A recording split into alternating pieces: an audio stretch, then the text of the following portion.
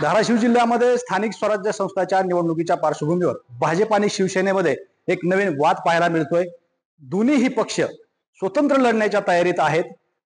या संदर्भात बोलण्यासाठी माझ्याबरोबर शिवसेनेचे जिल्हा संघटक सुधीर अण्णा पाटील आहेत. अण्णा, मला सांगा, नेमकी काय परिस्थिती आहे? तुम्ही खासदार श्रीकांत शिंदे यांना भेटलात आणि नेमकं काय ठरलं तुमचं?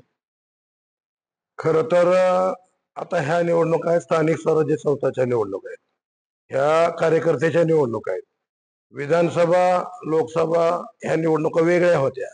यामध्ये विधानसभेचे आमदार, खासदार निवडून येत होते. परंतु स्थानिक स्वराज्य संस्थाला प्रत्येक कार्यकर्त्याला वाटत असते की मला संधी मिळावी, मी उभं राहावं, मी निवडून यावं.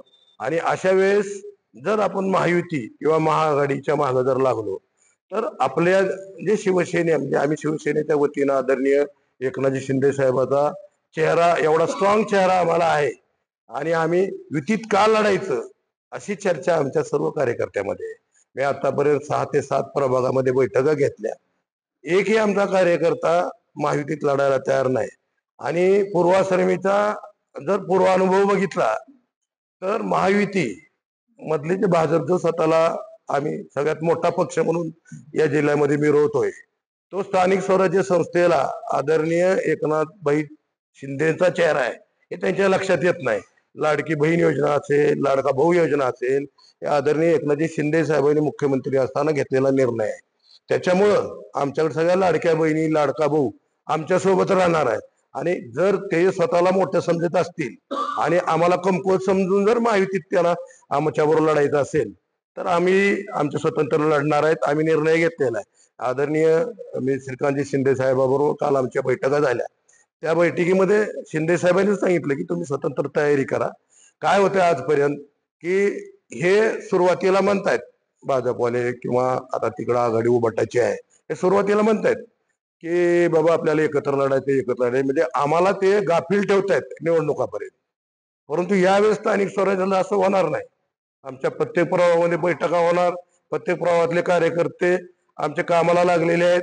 तिथं कोण उमेदवार निवडायचे, कुणाला उमेदवारी द्यायची, या सगळ्या गोष्टी आमच्याकडं अगदी गोपनीयरित्या आमचंही काम चालू आहे. उद्या जर ते अचानक म्हणले, कारण मी पाहतोय कधी आदरणीय फडणवीस साहेब, बावनकुळे साहेब आधीमध्ये म्हणतायत की आपल्याला स्वतंत्र लढायचे, स्वतंत्र करा.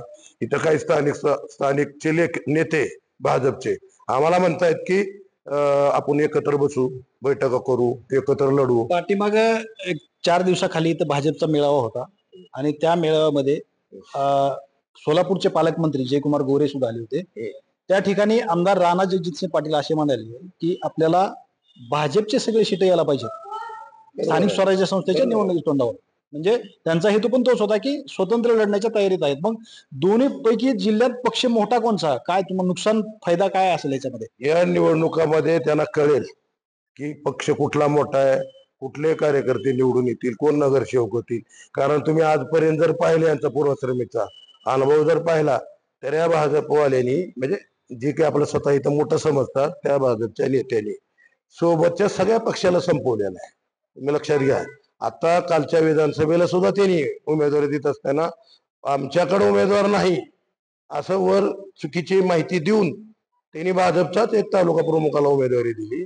अतिशय चुकीचं आहे, लक्षात घ्या. आता पार्टीच्याही लक्षात आलेलं आहे, वरच्या नेत्याच्याही लक्षात आलेलं आहे शिंदे साहेबांच्या की आता निवडणुका स्वतंत्र लढणं गरजेचं आहे. जर कार्यकर्त्याची फळी तयार करायची असेल आपल्याला तर आपल्या प्रत्येक कार्यकर्त्याला संधी मिळाली पाहिजे आणि संधी मिळण्यासाठी स्वतंत्र लढणं अतिशय गरजेचं आहे.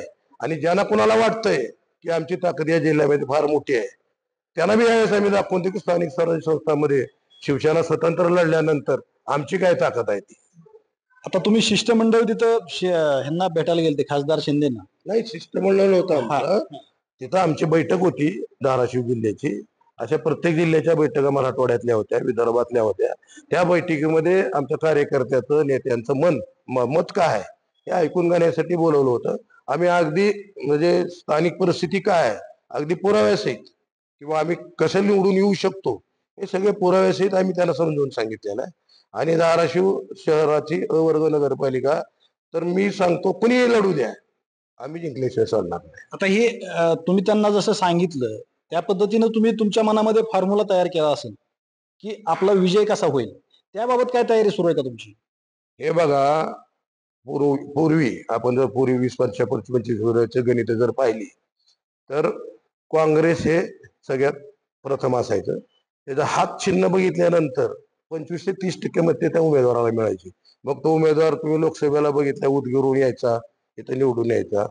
त्याच पद्धतीचं आदरणीय एकनाथजी शिंदे साहेबांचा जो चेहरा आहे आणि त्यांनी राबवलेल्या ज्या योजना आहेत, मी 2च योजना सांगतो, लाडकी बहीण अशा जो अनेक अनेक जवळपास 25 ते 30 योजना राबवल्यात, जी शेतकरी हिताच्या, सर्वसामान्यांच्या हिताच्या आणि अतिशय शेवटच्या टोकापर्यंत जो व्यक्ती आहे त्या व्यक्तीला कसा लाभ मिळेल अशा सगळ्या योजना 2.5-3 वर्षामध्ये शिंदे साहेबांनी राबवलेल्या आहेत. आता काही योजना ह्या सरकारनं बंद केलेत. खरं तर आम्ही त्याच्याबद्दल बोलू शकत नाही, कारण हा हा जो विषय आहे वरिष्ठ पातळीवरचा विषय आहे. परंतु त्या योजनामुळं आज आम्हाला शिंदे साहेबांच्या चेहऱ्यावर फक्त 20 ते 25% मतं फिक्स आहेत. आमच्या स्वतःच्या काही यंत्रणा आहेत, कार्यकर्त्याची टीम आहे. आम्हाला 60% 55% मतदान हे 100% मिळणार आहे, कोणी काही केलं तर. आता कसं आहे, आजपर्यंत बघितलंय एका बाजूला उभाटा प्रमुख आहे आघाडीची, इथं युतीचा स्वतः इकडं भाजप प्रमुख आहे, असं त्यांची चर्चा आहे. म्हणजे आम्ही नगण्य समजलं जाते आजपर्यंत, आणि आजपर्यंत हेच झालेलं आहे. एकदा आम्हाला या स्थानिक स्वराज्य संस्थांमध्ये आमची ताकद काय आहे हे दाखवण्याचं नेत्याने आम्हाला संधी दिली पाहिजे. आणि मग त्यांच्या लक्षात येईल की अरे आपली एवढी ताकद असताना सुद्धा, पण नेत्याला आम्ही समजून सांगितलं, नेत्यांच्या सुद्धा लक्षात आले, आदरणीय श्रीकांत शिंदे असतील, आदरणीय एकनाथ शिंदे साहेब असतील, की त्यांची सुद्धा मानसिकता नाही. कारण जर वेळा त्यांनी पाहिले, आता असलं खालीवर करायची जी सवय आहे की आम्ही भाजपमध्ये फार मोठी ही आहे, यंत्रणा आहे, असं त्यांना वाटतंय. परंतु स्थानिक स्वराज्य संस्थाला म्हणजे छोटे छोटे पाकिट निवडणुका असतात आणि तिथं आमची यंत्रणा भयंकर स्ट्रॉंग आहे. आता तुमच्या म्हणजे महायुतीमधले तुम्ही घटक पक्ष आहेत, भाजप आणि शिवसेना. तर तुम्ही दोघांच्या भांडणामध्ये पुढच्याचा तर फायदा होणार नाही अशी परिस्थिती निर्माण होणार नाही धाराशिवमध्ये? नाही ना, समोरच्याचा फायदा कसा होऊ शकतो? तिथे तीच परिस्थिती आहे. तिथे ही आघाडी आता जे चालू आहे ते स्वतंत्र लढवायचं चालू आहे. महाविकास आघाडीमध्ये हो, तिथेही दोन उमेदवार होतील, आमच्याकडे 2 उमेदवार होतील. आणि स्थानिक स्वराज्य संस्थेला बघा, हे बघा तिथलं वातावरण, तुम्ही केलेली कामं आपण जर पाहिलं आजपर्यंत, तर या जिल्ह्यामध्ये राणा पाटील आणि ओमराजे यांच्या भांडणामुळं शहरामधले जवळपास 175 कोटी गेल्या 5 वर्षामध्ये परत गेले. आज जर 10 वर्षापूर्वी नगरपालिकेमध्ये, आज जर नगरपालिकेतल्या रस्त्यांची ती जर परिस्थिती बघितली तुम्ही, तर लोक या शहरामध्ये लोक मतदार म्हणतंय की या दोघाला सोडून तिसरा पर्याय निवडता येतोय का बघा.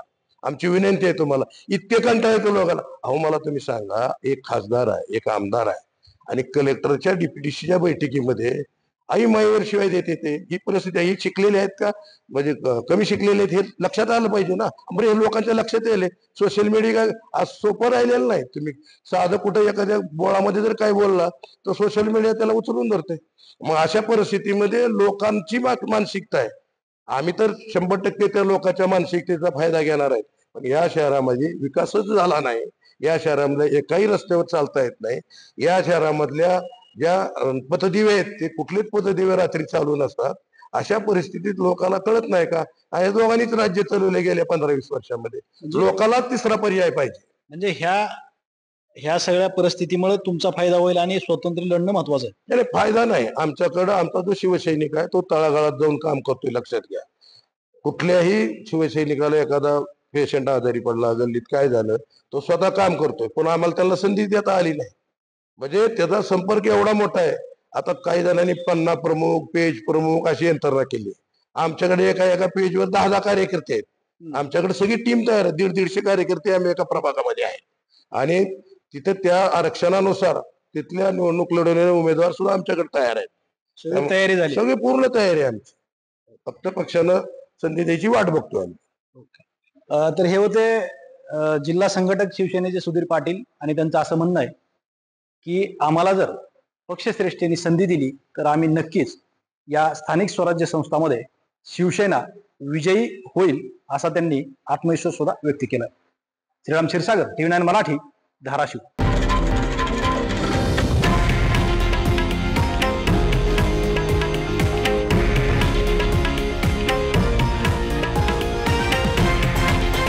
हे आहे देशातील नंबर 1 न्यूज नेटवर्क आणि आपण पाहत आहात TV9 मराठी, एकमेव.